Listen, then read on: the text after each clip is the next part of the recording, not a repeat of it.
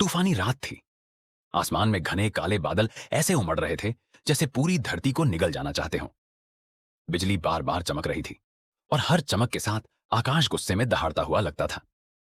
Hariprasad HRTC की अपनी पुरानी बस लेकर नारनौन से जींद के रूट पर निकला था। सड़क पर चारों तरफ पानी ही पानी था और वाइपर कांच पर ऐसे रगड़ खा रहे थे जैसे अपनी आखिरी सांसें गिन रहे हों। हवा इतनी तेज थी कि लगता था बस को पलटकर फेंक देगी।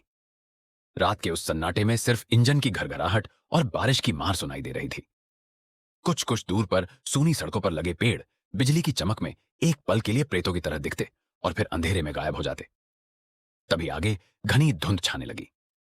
हरिप्रसाद ने हेडलाइट तेज की, पर सामने का नजारा देखकर उसका दिल एकदम जोर से धड़क उठा। धुंध के बीच सड़क के किनारे एक काली परछाई खड़ी थी, जली हुई बस का कंकाल। उसके टायर राख हो चुके थे, शीशे पिघलकर टेढ़े मेढ़े टुकड़ों में लटक रहे थे। हरिप्रसाद ने घबराकर ब्रेक मारा। बस चरमराती हुई रुक गई, जैसे खुद भी उस कंकाल को देखकर डर गई हो। कुछ पल तक वह स्टीयरिंग पकड़े ही बैठा रहा, क्योंकि समझ नहीं पा रहा था कि वहां बीच हाईवे पर जली हुई बस का ढांचा कैसे खड़ा हो सकता है। डरते डरते उसने खिड़की से बाहर झांक कर देखा। उस जली हुई बस के अंदर घने अंधेरे के बीच एक हरिकेन लालटेन जल रही थी। उसकी हल्की पीली लाल रोशनी काले धुएं के बीच डोल रही थी, जैसे कोई पुराना भूत सांस ले रहा हो। हवा के साथ एक अजीब सी खुशबू आई, जली हुई चाय और कोयले की मिलीजुली महक, जैसे किसी ढाबे में अभी अभी चूल्हा बुझा हो।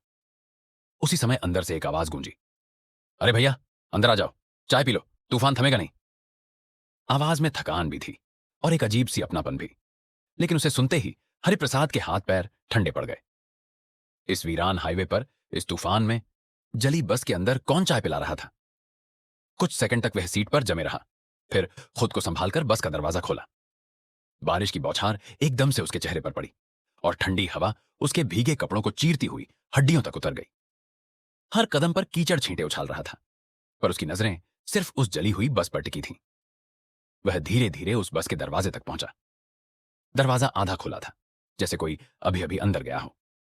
अंदर झांक कर देखा तो सचमुच चूल्हा जल रहा था, कोयले सुलग रहे थे और उस पर एल्यूमिनियम की केतली में चाय उबल रही थी। सीटों पर कालिक जमी थी, पर्दे आधे जले हुए हवा में हिल रहे थे। बीच की पंक्ति में एक आदमी खड़ा था, चेहरा बुरी तरह झुलसा हुआ, चमड़ी जगह जगह काली पड़ चुकी थी।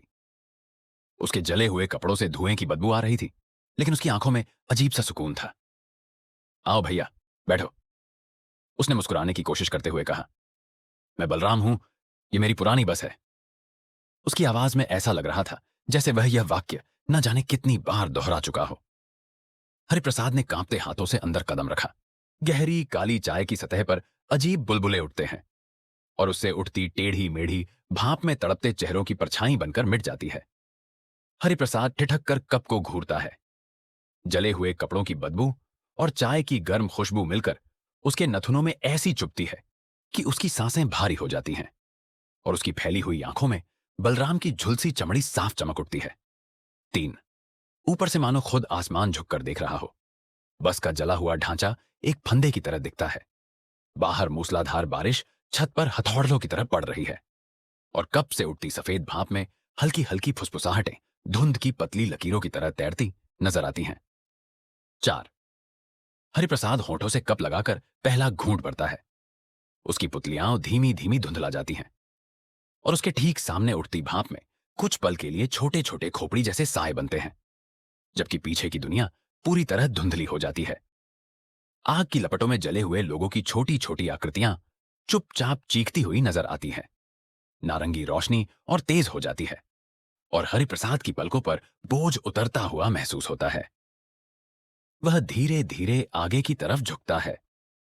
उसके आसपास की जली हुई सीटों से फीकी धुएं जैसी हथेलियां उभरती दिखाई देती हैं, जैसे सब कुछ आग की गोद में समा गया हो।